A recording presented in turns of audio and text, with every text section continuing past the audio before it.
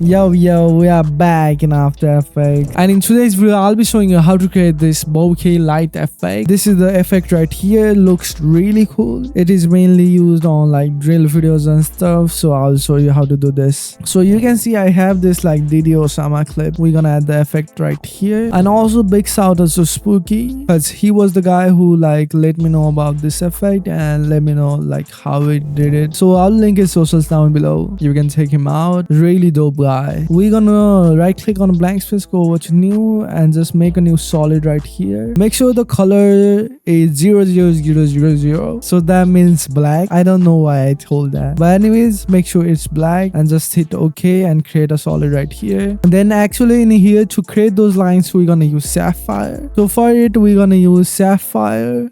What was it called? Like sapphire bokeh lights, yeah. But anyways, in here we're gonna bring up the brightness to around like 1, and to make it like those lines we're gonna go over to where it says like where is it, yeah, rail height, and just lower it down to around like 0.100 or some, but you can go even lower like this. So you can see we have the lines going on, but it doesn't have the motion. To add the motion we're gonna go with where it says drift speed and lower it down to 0, lower down the drift distance to 0, all this like drift value to 0, so all of these to 0 first. Now you can just go over to shift speed X and just bring it up to around like 3000 or some. Nah, this is too slow. You can even bring it up more, 5000 or even like 10,000. 10,000 is pretty good right here. Now to remove the black, so we can see our actual clip, just like toggle switches and modes and go to blending mode and set to color linear dots, and you can see we have the lights going on already. Maybe the speed is too much, yeah, like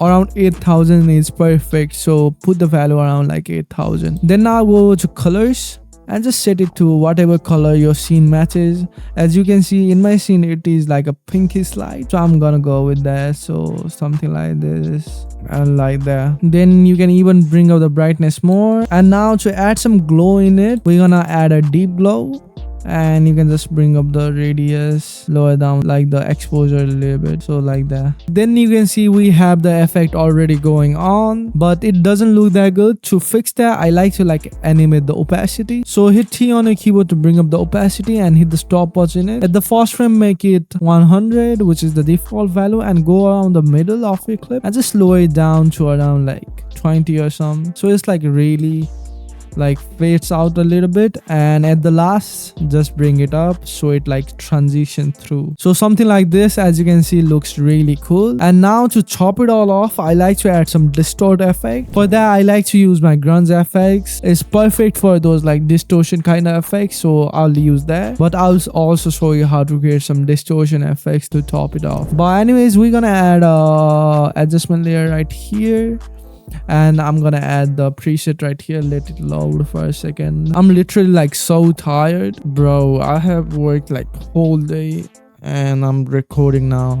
Sorry for yesterday upload, because I missed yesterday upload because it was too busy for me, bro. I couldn't like keep up and stuff. But anyways, I'm gonna open up my animation preset, go over to user preset and go to ultimate grunge bundle, and I'm gonna use the add-on probably, and from here you can drag in whatever you like. You can even go with like puddle dark. I guess it is a pretty cool one. You can go with like a dark transition, you can go with chroma transition, we can go with Bloody Mary, but the one I'm gonna use is wiggle transition, and I'm gonna just bring up the keyframes and just line it at the beginning. And now you can see it gives that distortion effect that we want. You can go to the colors actually in the tritone and just set it to like pink, so it like matches our scene and matches those lines, so something like that. You can even like mess with the opacity of those, cause now it is like not visible, so something like this, yeah. And that easily you can see we have the distortion going on. So that's what I love about like grunge effects, is it allows you to add crazy effects in just seconds, which is actually insane. So if you want to download, I'll link it in the description. It's totally worth it. Comes with like 60+ assets ranging from preset to overlays for you. too, so you can just check it out and download it if you want to like speed up your editing process. But anyways, you can see we have the effect pretty much done. But as I promised, I'm gonna show you also how to make the distortion effect. So I'm gonna create a new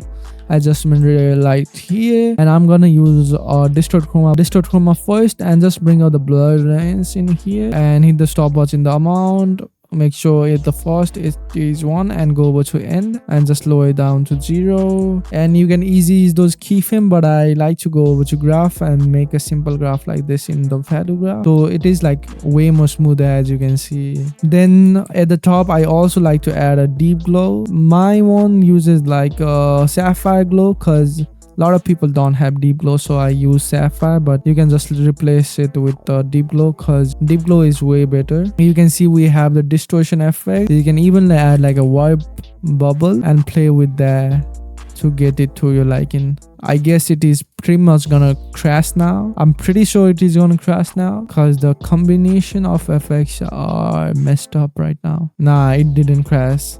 Let's just put it before our deep glow and lower down the frequency and lower down the amount, and you can just like play around with frequencies and amount to get it to your liking. So the frequency at the first frame is 10 and goes to 0, almost 0 at the end, and the same thing with the amplitude. So from 0.120 it goes to 0. Then you can just easy use those keyframe. As always, make a simple graph one, bro. A little like this, a little like this as well, to like smooth it out a little bit, you know. So that way you can also see we have some distortion going on, but I like my grunge effect, so I'm just gonna use that one like that. So but anyways, our final effect looks something like this. So if you like this video, please consider hitting the like button and also subscribe to my channel for more videos like this, because I try to bring new sauce to you guys by like experimenting around and like using other guys' knowledge